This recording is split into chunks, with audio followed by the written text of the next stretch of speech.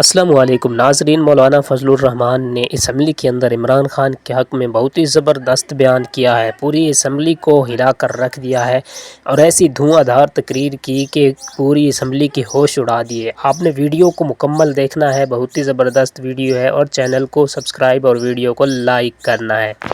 لیکن میں نے نہ حکومت اور اپوزیشن کو تقسیم ہونے دیا ہے اور نہ اپوزیشن کو آپس میں تقسیم ہونے دیا ہے اور نہ پیپلز پارٹی اور مسلم لیگ کو آپس میں تقسیم ہونے دیا ہے۔ میں نے پیپلز پارٹی سے بھی بلکہ حکومت سے بھی درخواست کی تھی کہ آپ یہ مسودہ شنگھائی کوآپریشن کانفرنس کے بعد کریں۔ میں نے پی ٹی آئی سے بھی درخواست کی تھی کہ ان دنوں میں آپ کسی قسم کا کوئی مظاہرہ نہ کریں۔ کیوں؟ باہر سے مہمان آ رہے ہیں، مہمان ویسے بھی قابل قدر ہوتا ہے۔ گھر میں بھی اگر بھائیوں کے اندر اور عزیزوں کے اندر میں تھوڑی سی کوئی خلش ہوتی بھی ہے تو بھی جب مہمان آتا ہے تو وہ مل کر اس کی خدمت کرتے ہیں، اس کی عزت کرتے ہیں، تو پھر گھر کے داخلی اختلافات اور ناراضگیاں بھول جاتے ہیں۔ یہ ہمارے معاشرے کا اساس ہے اور میں نے اسی بنیاد پر یہ بات کہی تھی۔ میں شکر گزار ہوں جناب شہباز شریف صاحب کہ آپ نے اس مسودے کو ان دنوں میں اس پر کام کرنا چھوڑ دیا اور اس کو مؤخر کر دیا تھا۔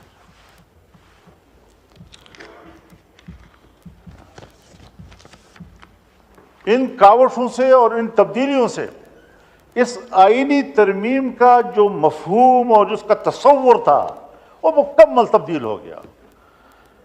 ابتدائی مسودے کا تصور بالکل مختلف تھا اور اب جو چیز ہم پاس کر رہے ہیں اس کا تصور اس سے بالکل مختلف ہے، اور اس صورت میں ہمیں کسی قیمت پر قابل قبول نہیں تھا، اور آج ہم متفقہ طور پر اس کو دستاویز بنا کر اسمبلی سے پاس کرانا چاہتے ہیں، پارلیمنٹ سے پاس کرانا چاہتے ہیں۔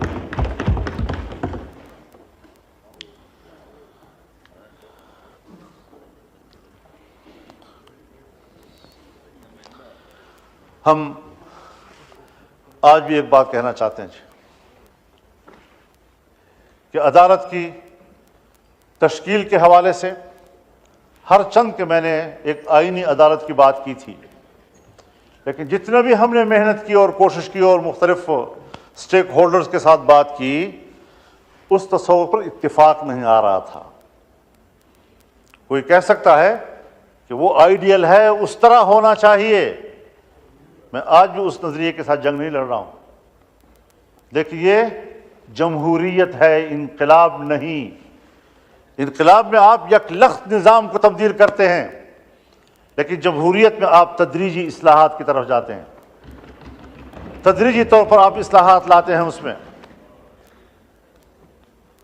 جن چیزوں کے ہم کافی عرصے سے اس قابل نہیں تھے کہ کر سکیں، آج ہم بڑی مشکل سے وہاں پہنچے ہیں کہ جو ہم نہیں کر سکتے تھے آج ہم کر پا رہے ہیں۔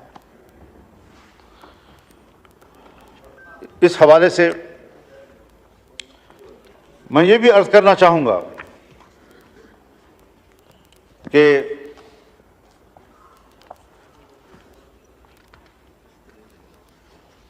پارلیمنٹ کو ایک بہت بڑا شرف حاصل ہو رہا ہے، اس پورے پارلیمنٹ کو ایک شرف حاصل ہو رہا ہے، اور پوری پارلیمنٹ جو اسلامی جمہوریہ پاکستان کی پارلیمنٹ ہے، اور پاکستان کے عوام جس کی اکثریت مسلمانوں کی ہے، جو دو قومی نظریے کی بنیاد پر ہمارے وجود میں آیا تھا، اور آج وہ فیصلہ دے رہی ہے کہ 2028 کے بعد ملک کے اندر ہر طرح کے سودی کاروبار اور معاملات یہ ممنوع ہوں گے اور کاروبار سود سے پاک ہوں گے۔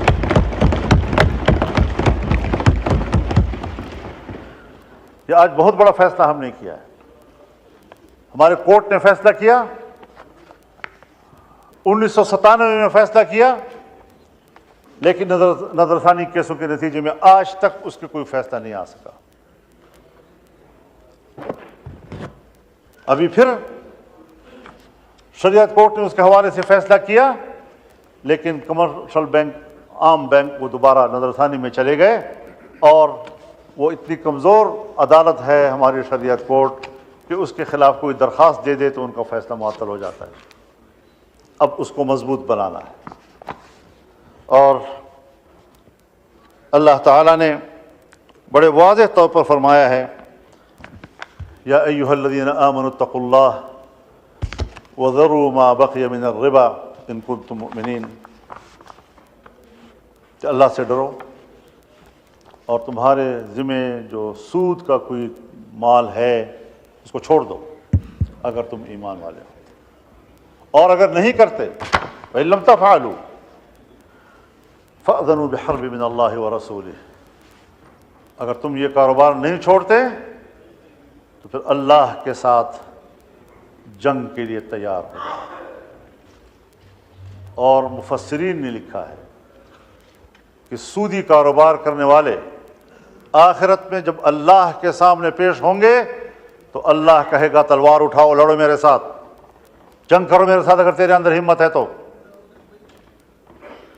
کیا وہ اللہ کے سامنے تلوار اٹھا سکے گا؟ لیکن اللہ اسی پر اس کو شرمندہ کرے گا اور ذلیل کرے گا کہ تم نے دنیا میں سودی کاروبار کیا تھا، اب اٹھاؤ نا تلوار، میں نے تو تیرے خلاف جنگ کا اعلان کر دیا تھا.